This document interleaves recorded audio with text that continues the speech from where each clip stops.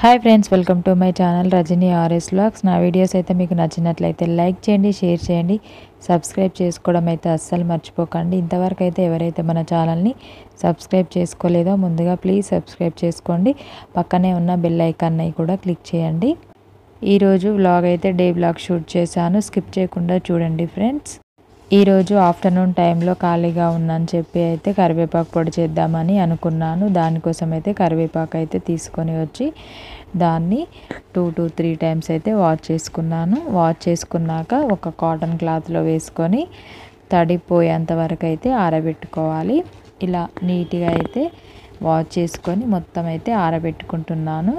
ఇలా ఆరిపోయిన తర్వాత పొడి చేసుకుంటే కరివేపాకు పొడి అనేది పాడవకుండా చాలా రోజులు ఉంటుంది. అందుకని ముందుగా అయితే తడి లేకుండా ఆరబెట్టుకోవాలి. అలానే నేను కూడా ఆరబెట్టుకుంటున్నాను. ఇది ఆరిపోయేలోపు ఇంట్లో కొన్ని చిన్న చిన్న పనులు ఉంటాయి కదా, అవి కూడా చేసేసుకున్నాను. అవి ఏంటో చూడండి ఫ్రెండ్స్. వీడియో అయితే స్కిప్ చేయకుండా చూడండి, కంటిన్యూ అవుతుంది. కొన్ని బట్టలు ఉన్నాయి ఆరేయడానికి. ముందుగా ఒక రౌండ్ అయితే వేసి అవి ఆరేసాను. అవి ఆల్రెడీ ఆరిపోయాయి. ఇది సెకండ్ రౌండ్.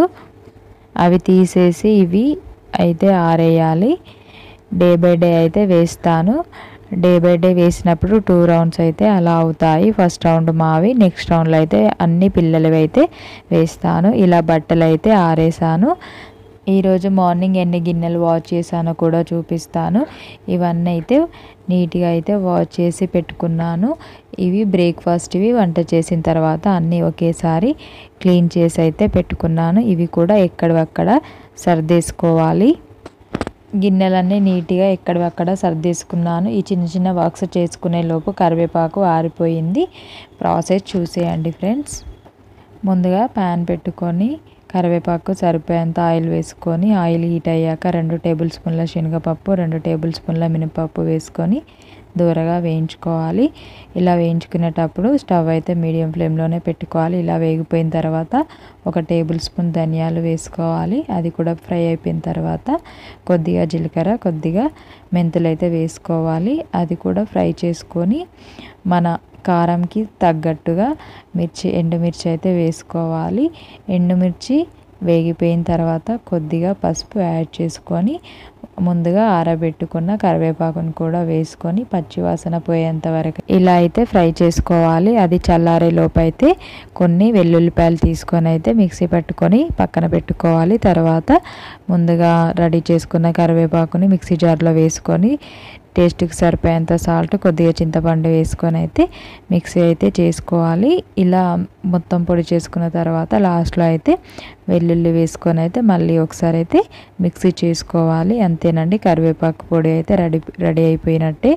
మనం ఎలాగూ కర్రీలో వచ్చినప్పుడు అయితే సరిగ్గా తినలేం కదా, ఇది ముందుగా అయితే ఫస్ట్ వేసుకొని అయితే దీంతో తిన్న తర్వాత అయితే మనం కర్రీతోనే తినవచ్చు. చాలా బాగుంటుంది. ఒకసారి అయితే ట్రై చేయండి ఫ్రెండ్స్. ఇదైతే ఈవినింగ్ అండి. ఆరిపోయిన బట్టలన్నీ తీసుకొని వచ్చి అయితే ఒక దగ్గర అయితే ఇలా పెట్టాను. అన్నిటిని అయితే ఫోల్డ్ చేసి పెట్టుకోవాలి. ఒక సైడ్ అయితే టీ పెట్టేసి మరొక వైపు అయితే పాలైతే పెట్టాను. ఇక్కడ ఆనియన్స్ అయితే కట్ చేసుకుంటున్నాను కర్రీ కోసము. ఇంకా సింక్లో అయితే గిన్నెలు కూడా ఉన్నాయి, అవి కూడా క్లీన్ చేసుకోవాలి. టీ రెడీ అయింది, పాలు కూడా వేడయ్యాయి. కర్రీ కోసం ఆనియన్స్ కట్ చేసుకున్నాను. వంట అయితే స్టార్ట్ చేయాలి.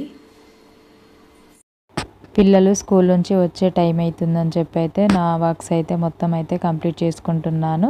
ఇప్పుడు బట్టలన్నీ అయితే ఫోల్డ్ చేసి పెట్టుకుంటున్నాను. నా వీడియోస్ అయితే మీకు నచ్చినట్లయితే కంపల్సరీగా ఒక లైక్ అయితే ఇవ్వండి. అలా లైక్ ఇవ్వడం వలన నా వీడియోస్ అనేది చాలామందికి రీచ్ అవుతుంది. ఇప్పటివరకు నాకు సపోర్ట్ చేస్తున్న వాళ్ళందరికీ చాలా చాలా థ్యాంక్ యూ. ఇంకా సపోర్ట్ చేయని వాళ్ళు కూడా చాలామంది ఉన్నారు. కొంచెం సపోర్ట్ చేయాలని అనుకుంటున్నాను. ప్లీజ్ సపోర్ట్ చేయండి ఫ్రెండ్స్. మీరు సపోర్ట్ చేస్తుంటే మాకు మంచి మంచి వీడియోస్ పెట్టాలని అనిపిస్తుంది. ఇప్పుడు కొత్తగా వస్తున్న యూట్యూబర్స్ని కూడా కొంచెం ఎంకరేజ్ చేయాలి. ఉన్న యూట్యూబర్స్నే కాకుండా ఇప్పుడు కొత్తగా ఛానల్ స్టార్ట్ చేసే వాళ్ళని కూడా ఎంకరేజ్ చేయండి ఫ్రెండ్స్. అంటే ఏమీ లేదు, మీరు చూసే ప్రతి ఒక్క వీడియో అయితే స్కిప్ చేయకుండా చూడండి ఫ్రెండ్స్. నా వీడియోస్ అని కాదు, ఎవరి వీడియోస్ అయినా కూడా కొంచెం స్కిప్ చేయకుండా చూడండి. చూడగానే ఒక లైక్ అయితే ఇవ్వడం బట్టలన్నీ మడత పెట్టాను, ఎక్కడెక్కడైతే సర్ది పెట్టేసుకోవాలి. కర్రీ కూడా చేశాను, నైట్ డిన్నర్ కోసం కర్రీ కూడా చేశాను. ఎందుకంటే పిల్లలు ఎర్లీగానే తింటారు, అందుకని కొంచెం ముందైతే ప్రిపేర్ చేశాను. ఇంకా గిన్నెలు అయితే ఉన్నాయి, అవి కూడా క్లీన్ చేసుకోవాలి. చెర్రీ స్కూల్ నుండి వచ్చేసాడు. వచ్చిన తర్వాత ఫ్రెష్ అయిపోయిన తర్వాత ఇద్దరికైతే పాలైతే పోసి ఇచ్చాను. పాలల్లో బూస్ట్ వేస్తేనే తాగుతారు ఇద్దరు, అలా బూస్ట్ వేసి ఇద్దరికైతే కలిపి అయితే ఇచ్చాను. ఇద్దరు పాలు అయితే తాగేశారు. వాళ్ళు పాలు తాగిన తర్వాత నేను కూడా టీ అయితే తాగేశాను. టీ తాగి కొద్దిసేపు పిల్లల్ని కిందికైతే తీసుకెళ్ళాను. అందరు పిల్లలు ఉంటారు, కొద్దిసేపు ఆడుకుంటారు కదా అని చెప్పి అయితే డైలీ ఒక హాఫ్ అన్ అవర్ అయితే కిందికి తీసుకెళ్తాను. ఒక హాఫ్ అన్ అవర్ ఆడుకున్న తర్వాత డిన్నర్కి ముందైతే హోంవర్క్ అయితే చేపిస్తాను.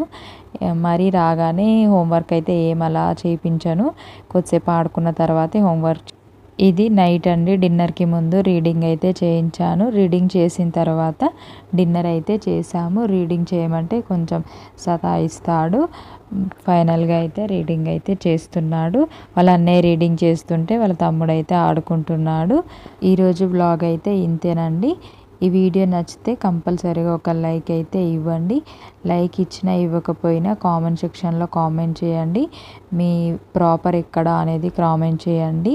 ఎందుకంటే నా వీడియోస్ అనేది ఎక్కడి వరకు రీచ్ అవుతున్నాయని తెలుసుకోవాలనిపిస్తుంది. అందుకని మీరు ఖచ్చితంగా అయితే కామెంట్ చేయండి.